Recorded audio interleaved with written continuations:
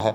इस प्रोविज़न के तहत मैं बताऊँ आपको, वेस्ट पाकिस्तान रिफ्यूजीज़ जिनकी बात कर रहा हूँ, लगभग 70% पॉपुलेशन जो इन लोगों की है वो शेड्यूल कास्ट लोगों की है।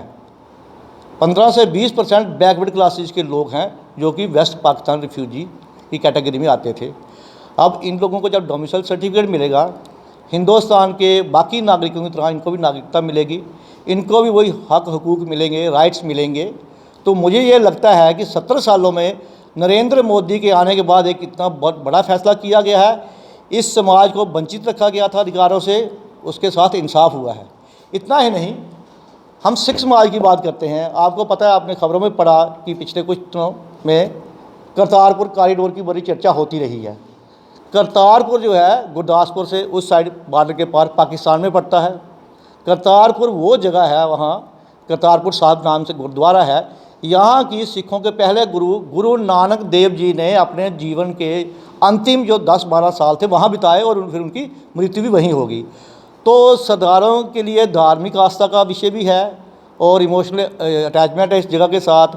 इन लोगों ने 1956 में शिरोमणि गुरुद्वारा प्रबंधक कमेटी ने पहली बार अमृतसर में उनकी बैठक में ये प्रस्ताव लाया कि भारत सरकार जो है हमें करतारपुर जाने की व्यवस्था करवाए हमारे लिए, ताकि हम उस स्थान पर जाएँ, अपना माथा टेकें, अपनी जो धार्मिक भावना है उनको प्रकट करें। और ख़ुद को सपना तो होता है हर वर्ग के लोगों का कि अगर मेरे कहीं धार्मिक सेंटिमेंट्स कहीं जुड़े हैं तो मुझे उस जगह जाने का मौका मिले, वहाँ से लोगों को मिलने का मौका मिले। लेकिन ऐसा नहीं हो पाया क्योंकि लगातार जो सरकारें, भारतीय जनता पार्टी के पहले की जो सरकारें, उन लोगों ने लगातार इस चीज़ को इग्नोर किया। और सरदार रिप्रेजेंटेटिव थे जो, उन्होंने पार्लियामेंट में भी, लोकसभा में भी, राज्यसभा में कई बार मांग उठाई कि करतारपुर जाने की व्यवस्था करनी चाहिए, लेकिन नहीं हुआ।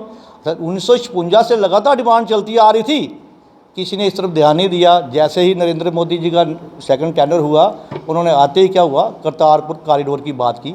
आज सुविधा ये है कि पाकिस्तान के साथ संधि होने के बाद हमारे सिख भाई जो हैं वो करतारपुर जा सकते हैं। अब खुद हिसाब लगाइए, 1956 से जो चीज़ नहीं हो पाई थी तो नरेंद्र मोदी जी ने वो कर दी है। और आगे सुनिए, हमारे सिख मुस्लिम समाज जो है, वहाँ हमारी बहनें थी, वो ट्रिपल तलाक के नाम पर उनको पीड़ा सहन करनी पड़ती थी, अपमान सहन करना पड़ता था। चलते चलते खड़े ही मोबाइल पे हस्बैंड बोलेगा तलाक तलाक तलाक, तो तलाक हो गया, जीवन भर का रिश्ता ख़त्म हो गया। अब उस महिला की क्या दशा होगी बेचारी, जिसको कि मतलब लाइफ नॉर्मल चल रही है तो एकदम से उसको सदमा होता है कि आपके पति ने आपको छोड़ दिया है। वोट बैंक की पॉलिटिक्स से शायद कांग्रेस वाले भी घबराते होंगे कि अगर हमने ये किया तो शायद हमारे वोट ख़राब हो जाएंगे। लेकिन नरेंद्र मोदी जी को, भारतीय जनता पार्टी को वोटों से ज़्यादा चिंता समाज की है।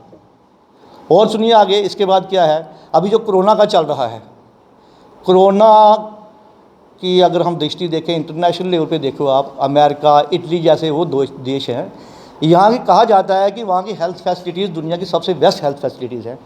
और कोरोना का सबसे ज़्यादा नुकसान उन कंट्रीज़ में हुआ है जबकि उनकी पॉपुलेशन इंडिया के मुकाबले में बहुत कम है। हमारी लगभग 135 करोड़ पॉपुलेशन है, लेकिन ये मोदी साहब की वजह से हुआ कि आज हमारी स्थिति ये है कि दुनिया में नंबर 1 पे ये कहा जा रहा है कि भारतीय जनता पार्टी जो है